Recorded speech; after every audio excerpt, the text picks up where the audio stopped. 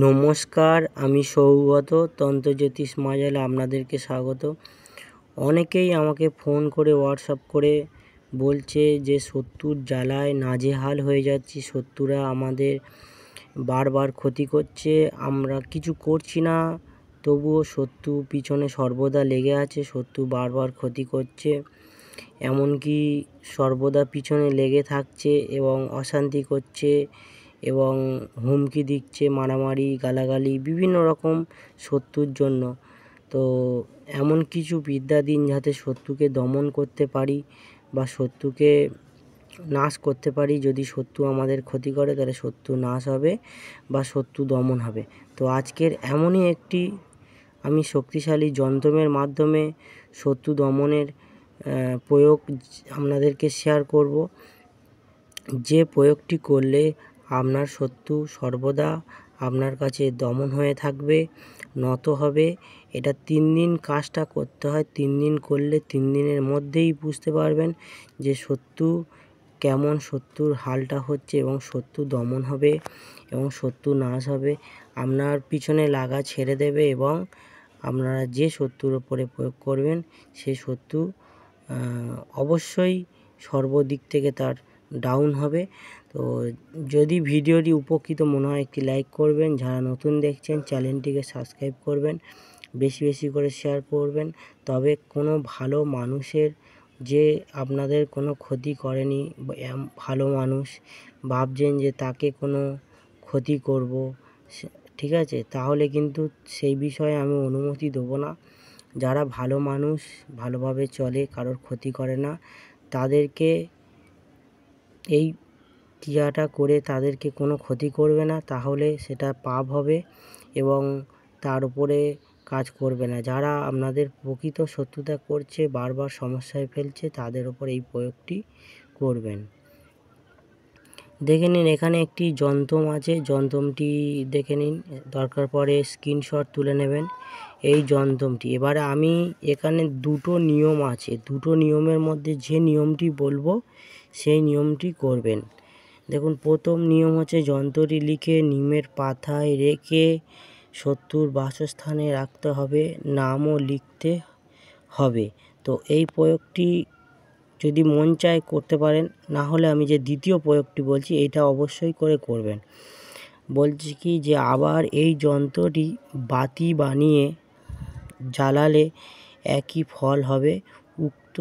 উক্ত ক্রিয়া করলে শত্রুর অবশ্যই মৃত্যু হবে। তবে এটা এরমভাবে লেখা আছে, কিন্তু এটা শত্রু দমনের জন্য বিশাল কাজ হবে বা বিনাশ হবে। তো আপনারা কি করবেন, এটা যে কোনো শনিবার বা যে কোনো মঙ্গলবার বা যে কোনো অমাবস্যায় করবেন। এই যন্ত্রটি যে কোনো শনি, মঙ্গলবার বা অমাবস্যায় করবেন। কি করতে হবে, একটি সাদা কাগজে নীল বা কালো কালি দিয়ে, এই যন্ত্রটি আঁকবেন। তারপরে এই যে নিচে এই জায়গাটা আছে, এই জায়গায় শত্রুর নাম এবং শত্রুর বাবার নাম বা শত্রুর মায়ের নাম টাইটেল সমেত লিখবেন। এবারে লেখা হয়ে যাওয়ার পরে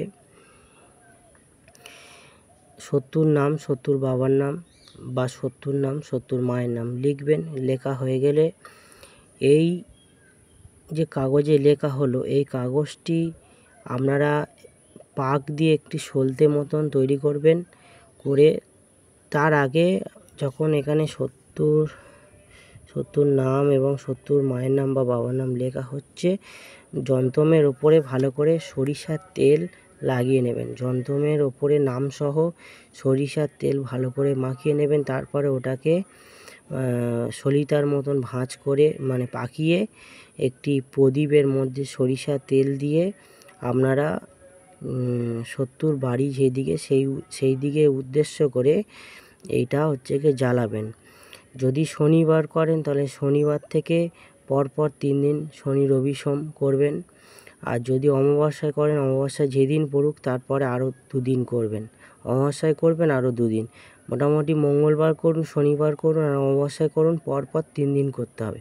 3 দিন করলে আপনার যে বড় শত্রু আপনাকে বারবার সমস্যায় ফেলছিল বা হুমকি দিচ্ছে, অশান্তি করছে বা মারবে কাটবে, বিভিন্ন দিক থেকে নাজেহাল করে দিচ্ছে, এই ক্রিয়াটা 3 দিন করলে সেই শত্রু অবশ্যই জব্দ হবে, সেই শত্রু অবশ্যই দমন হবে। 3 দিন করার পরে যখন তার সাথে দেখা হবে তখন এটাই দেখতে পারবেন যে সে শত্রু অনেক নিস্তেজ হয়ে গেছে বা অনেক শান্ত হয়ে গেছে বা দমন হয়ে গেছে, আপনার ওপরে কোনো কিছু বলবে না, কিছু করবে না।